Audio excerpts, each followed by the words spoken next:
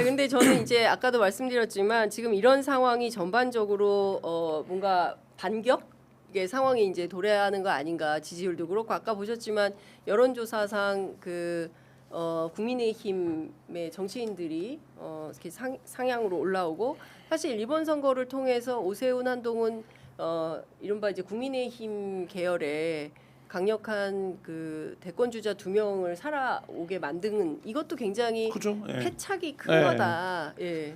그렇죠. 그 부분들이 크고 민주당에서는 어쨌든 굵직한 이름들이 낙선을 한 거고, 네. 그러니까 이 부분이 이제 교차된 사람 이게 실제가 어떻게 되고 그분들이 뭐 다 대선에 나오고 이런 거 아니지만 실제 여부와 상관없이 사람들한테 여기가 무슨 약간 일종의 교차점인가 네. 이런 생각의 인상을 주는 게 결국 선거는 그런 인상을 남기는 거거든요. 그렇죠. 그러니까 여가 이겼냐 야가 이겼냐를 뭐 정량적으로 따지는 게 아니라 그 인상을 남기는 건데 그 인상에서 사람들 머릿속에 이제 전에는 전혀 이제 그런 그림이 없었죠. 야, 이 비상경험한 세력이 다음에 집권을 하겠냐? 민주당이 20년 집권하겠다. 이런 얘기들을 하다가 아닌가? 사람들이 이제는 이렇게 되나? 이런 이제 말하자면 요게 굉장히 큰 거예요. 사실 그 사실은 심리에서는 맞아요.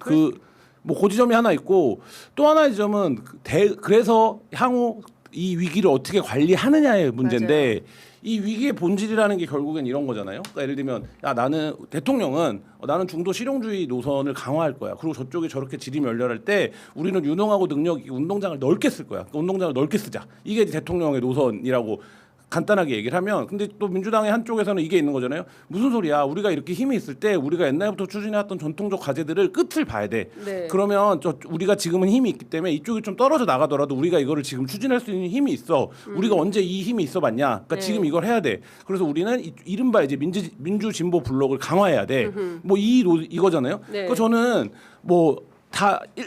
뭐 예를 들면 위기 요인도 있고 기회 요인도 있는데 각각의 노선들이 저는 이 노선 경쟁을 해야 된다라고 생각해요. 당권에서 불가피하게 정당에서 부딪히는 거는 어쩔 수 없는 거고, 그러면 서로 감정적인 부분들 사악하게 얘기하는 거 이런 거 빼고 이 노선을 갖고 경쟁하면 돼요.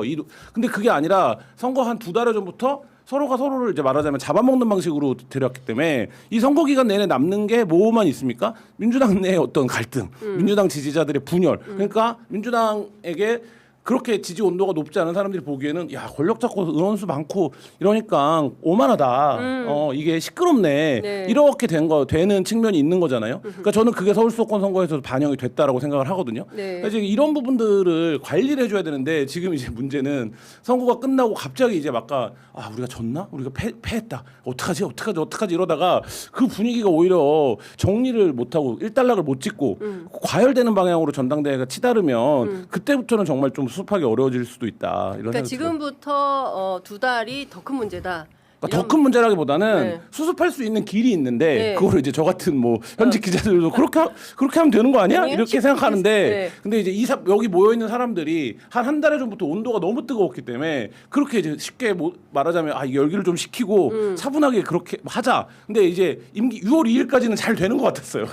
그런 것들이 예, 노출이 안 되고 근데 예. 선거를 딱 지고 나니까 세상이 확 바뀐 것 같은 그렇지. 이런 느낌입니다 지금. 예, 맞아요. 그러니까 사실은 그렇기 때문에 이제 그 중앙당 차원에서의 어떤 그 관리, 정치하게 관리하는 거 이게 굉장히 중요한데 그 이후에도 책임을 지내 안 지내와 관련해서도 이 선거가 이긴 선거네 진 선거네를 둘러싸고도 상황 인식이 너무나 다르기 때문에 이게 잘 쉽게 쿨다운이 안 될 것 같다. 이제 이런 말씀을 좀 주신 것 같습니다.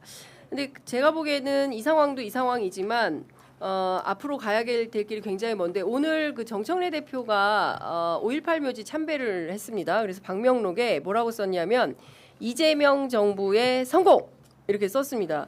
그러니까 큰 틀에서 보면 다 좀 별로 그런 건 없어 보여요. 근데 이제 사실은 정청래 대표가 발언했던 정권은 짧다 이 메시지는 또 너무 큰 세죠. 충격을 준 거 네. 아니냐라는 비판이 있는데 그건 어떻게 설명을 하시겠습니까? 저는 사실 이 타이밍에서 그 말을 했다는 게 정치적으로 적절하냐 부적절하냐에 대한 판단은 누구나 달라질 수는 있긴 한데 저는 그 한마디가 청와대에 대해서 뭐 비판적인 혹은 대항하는 메시지로 명백하게 읽혀진다고까지 보여지진 않아요. 저는 네. 솔직히 그래요. 저는 솔직히 그렇게 판단을 하고 뭐 여러 가지 이야기가 있을 수 있는데 방송 진행되는 게 이거랑 좀 많이 다르네요.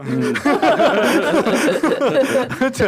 이제 뭐 정청래 대표께서 뭐 어디 현충원 네, 가가지고 아니. 그 5.18 5.18 묘역에 가가지고 이제 이재명 정권에 성공을 하는데 저는 이거는 진심이라고 봐요. 왜냐하면 지금 뭐 돌아다니는 이야기는 뭐 별 이야기가 다 나옵니다. 뭐 이재명 대통령 탄핵을 시키려는 음모가 꾸민다 어쩐다 하는데 아무리 누가 뭐라고 해도 여당에 있는 사람인데 대통령이 성공을 못하면 자기도 실패하는 거예요. 그렇기 때문에 그냥 뭐 앞에 있었던 말에 대한 평가는 그냥 저의 그냥 평가는 이거를 그냥 반청의 신호다라고 단언하는 거는 저는 어렵다라고 이야기를 하지만 지금 이재명 정부의 성공을 바란다라는 이 부분만큼 저는 진짜라고 봐요. 진심이라고 봅니다. 네, 그렇죠. 당연하겠죠. 이제 사실 민주당 전당대회 전초전 상황에서 뭐 여러 가지 얘기가 나오는데 JTBC에서는 정청래 대표가 24일쯤 그 다음에 조선비즈에서는 19일쯤 어쨌든 사임을 하긴 하는데 날짜는 조금 엇갈리는 것 같고 이게 어쨌든 전당대회 출마를 전제로 한 사의 표명이기 때문에 전당대회 준비위원회 꾸려지기 전에 사퇴해야 되는 거예요. 그러니까 그렇죠. 예를 들면 예. 그건 어쩔 수 없이 사퇴해야 되는 거거든요. 그러니까 한 달 전쯤에 그만둘 걸로 그러니까 이제 그 보이는. 시기를 뭐 19일이냐 24일이냐 그러니까 늦어도 24일에는 해야 돼요. 왜냐하면 그때 전준이 꾸려지기 때문에 네. 그러니까 이제 그 시점을 얘기하고 있는 거죠. 그러니까요. 근데 어쨌든 이 1인 1표제를 둘러싸고도 여러 가지 논란이 좀 있는 것 같아요. 근데 저는 여러 뭐 좀 약간 점프하는 얘기일 수도 있는데 여러 전제가 지금 좀 흔들리고 있다고 봐요. 왜냐하면 기자들 사이에서 야 다음 당대표 누가 될 것 같아? 물어보면 6월 2일까지의 버전입니다. 예. 정청래가 되겠죠. 선거 이길 건데 이렇게 얘기를 했어요. 그게 너무나 당연하고 일반적이고 별로 이제 예외적 변수를 고려하지 않아도 되는 어떤 흐름이었는데 근데 첫 번째 지금 선거를 이겼냐 이 전제가 흔들려요. 그렇죠. 예, 그러니까 이게 굉장히 큰 겁니다. 그러니까 그러면 그 대통령이 직접 나서서 이거를 이길 때를 못 이긴 건 졌다라고까지 얘기를 했어요. 그러니까 이게 선거를 이기면 정청래가 당대표가 될 거야. 이거 흔들리고 있는 상황이고 두 번째는 뭐냐면 어제 이제 의총에서도 그런 모습이 나왔는데 어제 의총에서 발언하는 사람들이 그렇게 개파색이 짙은 분들이 아닙니다. 그러니까 이거 뭐 작심하고 스크럼 짜고 들어온 게 아니에요. 네. 근데 나올 수 있는 요소가 뭐가 짚어졌냐면 일단 호남 공천이 잘못됐다가 짚어졌어요. 그다음 두 번째가 서울 수도권은 졌다라는 얘기가 또 나왔어요. 네. 이 얘기는 뭐냐면 민주당 지도부는 누가 되더라도 그게 뭐 김민석이냐 정청래냐를 떠나서 호남에서의 지지와 서울 수도권에서의 승리 가능성이 없으면 유지가 되기가 힘듭니다. 그러니까 이건 민주당이 실제로 그렇게 되든 되지 않던 그 가능성이 있어야 돼요. 이 당대표로. 그러면 이 두 가지가 겹쳐지면 뭡니까? 지금 의원들한테 제일 중요한 거는 내가 이번에 뽑는 당대표의 간판으로 다음 내선거를 치러야 되는데 이번에는 진짜 내선거를 치르는 거잖아요. 2028년도에는. 근데 그 선거를 우리가 이길 수 있는 거냐? 이 부분에 대한 거가 흔들리고 있는 게 누가 보더라도 6월 2일까지는 정청래 대표가 연임을 하는 것 같은 모양새였는데 이게 지금 전체가 흔들리고 있다 이거고 그다음에 외적인 변수로 보면 저는 정청래에 대한 찬반 여부를 떠나서 그냥 기자 입장에서 보면 집권 1년 차에 대통령이 이렇게까지 프레스를 넣는데 집권 여당 대표가 버티기는 사실 어렵습니다. 이거는 한 번도 없었던 일이에요. 그러니까 예. 우리가 많이 기억하는 싸움들이 대표적인 게 김영삼 정부 때 김영삼과 이해창의 싸움 이거는 임기가 4년 차 될 때 일이에요. 그리고 네. 그때는 조건이 완전 달라요. 김영삼의 인기는 바닥이고 네. 이해창의 인기는 하늘을 찔렀어요. 그러니까 이때는 당 대표가 한번 붙어볼 수 있죠. 그리고 이명박 대통령일 때 박근혜도 많이 싸웠잖아라고 얘기를 하지만 이명박과 박근혜는 선후의 문제였지 누가 봐도 둘 다 대통령을 할 것 같은 동급의 존재였어요. 당청에서 다 마찬가지로. 네. 근데 지금의 관계는 그렇지 않다는 거죠. 그러니까 이재명 대통령의 지지율이 훨씬 높은 상태에서 당 대표의 지지율은 그보다 낮은데 이거가 붙어지는 거냐 이게 있고. 그래서 오늘 나온 여론조사들 보면 이미 여론조사 상으로는 물론 뭐 당원 투표는 다르다고 얘기할 수 있겠지만 여론조사 상으로는 대통령이 힘을 실어준 후보가 훨씬 앞서가는 거잖아요.